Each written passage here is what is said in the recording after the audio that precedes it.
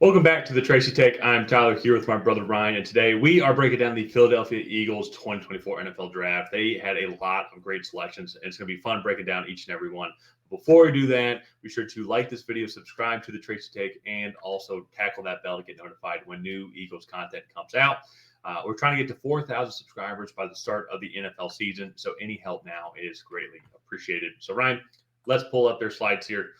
Eagles ended up taking the first cornerback off the board here, Quinyon Mitchell of Toledo. I think this was a phenomenal selection. I'm kind of surprised that he kept falling, and honestly, just the cornerbacks in general just kept falling. But this is much needed help, I think, for this secondary overall. For the Eagles, they had one of the worst secondaries in the league last year. I feel like everybody was just thrown all over them. Part of that, too, was because their defensive front and front seven fell off from their historic 2022 season and only had a really good season overall sack-wise production. I think here, just in general, they just needed to get better to the secondary behind Darius Slay, who Darius Slay is also getting up there in age as well. Yeah, we both had Quinyon Mitchell as cornerback one, so getting him here at 22, especially I thought he would go to the Colts or to Jacksonville at 17, who ended up trading back anyways. So I think that's a really good pick. I like the fact that one of the things when we'll do a grade here at the end, but getting players after I felt they should have been taken, I think was a big thing for me in evaluating, and they did that all throughout this entire draft. And so I loved Quinyon Mitchell. I loved his mentality. I loved his tape. Athletically, he definitely checked all those boxes as well. So just a really solid player. Yeah, no, he's the guy that probably flew up the most, I would say, to this offseason draft performance. So it's going to be fun watching him in Philly. Like he's got that Philly mindset already. And so moved on now to the second round. There's a guy that you and I, we were really high on. But the fact that Cooper DeJean fell all the way 240, they traded up to go and get him, which I think it was worth it. But he's going to provide a lot of great versatility. He's going to bring that special teams aspect to the game as well. And already this secondary for the Eagles is vastly improved with you put Quinyon Mitchell in there. Cooper DeJean, who I think can kind of you can just move him around wherever. I think he could play free safety. You could play strong safety. You put him at nickel, have him cover tight ends. It's going to be extremely interesting, especially as well when you go and look at just the NFC East and their division as a whole. Like a guy like Jake Ferguson's a tough matchup for a lot of teams. You put Cooper DeJean on him. How is that going to look? I feel like he can match up well with him. So I think he provides a lot of versatility to this Eagles defense, especially until you pair him up with Quinyon Mitchell. They get the top two corners, I would say that on a lot of people's boards, I would say, are two of the top five for sure here in this draft so far. Yeah, and for me, I think every athletic endeavor Cooper DeJean has ever been involved in, I feel like he has succeeded in. You go back, was like a two-time track champion in high school, was a state champion basketball player as well. And so I really like this pick. Extremely versatile athlete, probably will kick into maybe more of like a safety role just because he does have some tightness in his hips and isn't super fluid. But at the same time, I could also see him being successful at outside corner just with his overall athleticism. He just seems like a guy who's almost just like a roamer, just super athletic. Yeah. And so it'll be interesting to see how they utilize him. But like Quinyon Mitchell can probably be more of that outside roles you're talking about. Go opposite Darius Slay. Then you have Cooper DeJean on the inside, I think just terrorizing things. So it's going to be fascinating to go and watch. They did have a third round pick here, ended up going with Jalix Hunt out of Houston Christian. And so I think that's a pretty neat story that he went to Cornell and then wasn't getting the playing time to move down here and just absolutely dominated at Houston Christian as well. I think, too, as well, they moved on from Hassan Reddick as well. Yes, they moved on from Hassan Reddick in the offseason. And so then I think you're trying to kind of revamp that edge rushing room as well, especially too with Brandon Graham coming back. He is on a 1-year deal, but he is 35, I think. So you want to go and try and rebuild that edge rushing room and get younger post Brandon Graham. Yeah, I have to be honest. This probably is one of the picks that probably the only pick that I don't really like. I felt he was just okay at the Senior Bowl. Didn't do anything super special, especially coming from lower level of competition at Houston Christian.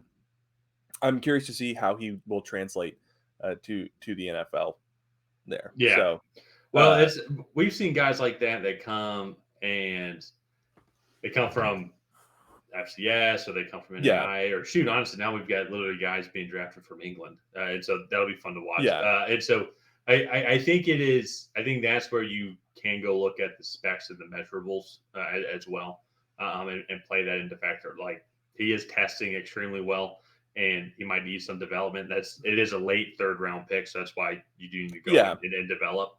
But I think you go look at his specs here 6'4, 252. He super explosive and just watching the film. Yes, it was against lower level competition, but still on paper and how he tested, I think he can be a guy that can develop it to something special. yeah, yeah. I mean, and we just not the fact that he came from Houston Christian is not a disqualifier saying that like, oh, he can't be successful in the NFL because he came from Houston Christian. I just think with he had an okay performance at the Senior Bowl, came from a lower level of competition, which he did dominate at that level, which He did. he should. It's just I don't know, maybe some cause for concern on why maybe take somebody different there, but. Let's move on to their day 3 picks.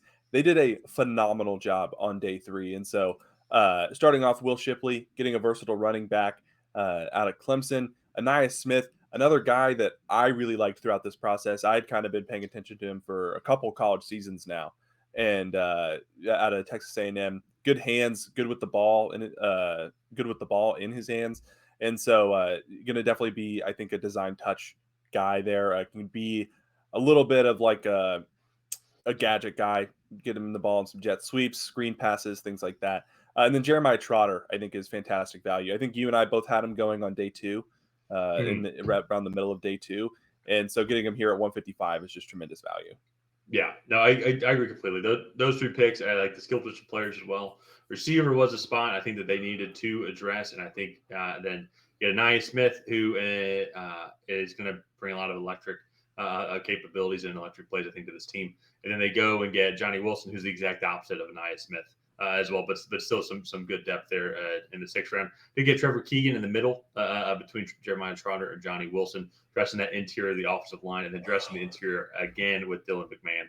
I Yeah, think that's was a good strategy. Get some good just overall depth pieces with Jason Kelsey moving on and retiring. So what are they going to end up doing with that offensive line? Is Cam Jurgens going to kick into center? Probably. And so that is what's going to happen. I'm going to try and find some more depth pieces on the interior of the offensive line to try and replace what was lost. But in general, though, I think another thing as well, yeah, and you brought this up while we were watching the draft yesterday, is then they got a lot of extra picks in next year's yeah. class as well. And that's where They got a 3rd, a 4th, and a 5th in next year's class also. yeah. And so if you go look at some of this and you go look at this draft class here, this is why if we move on to our draft grades, I tried not to make it because you put your grades in first. I tried not to make it the same as you, but I'm just looking at this. I'm looking at all the other draft classes. There was a lot of good draft classes, a lot of really good draft classes. This to me, I think, was the best one. We only give out 1 A+ each Yeah, season. And so for me, you just go look at the fact that they got Quinyon Mitchell and Cooper Jean really addressed that secondary overall and enhanced it tremendously. Then they got great day 3 weapons as well. I think Will Shipley's going to be a great complement to Saquon Barkley. Good guy to go and develop as well, especially the 2 as their backup running backs, that have been there for a long time, but as they just slowly age out, go get a young running back and Will Shipley. But then the different kinds of receivers they got in weapons with Anais Smith and Johnny Wilson as well, I think going to help out a lot. Both Anais Smith's going to help out just in between the 20s, and then Johnny Wilson's going to help out a lot in the red zones. So yeah. I think they just crushed this draft out of the park, and I think really even set up for more future Eagle success. Oh yeah, and that to me, I think I looked at it.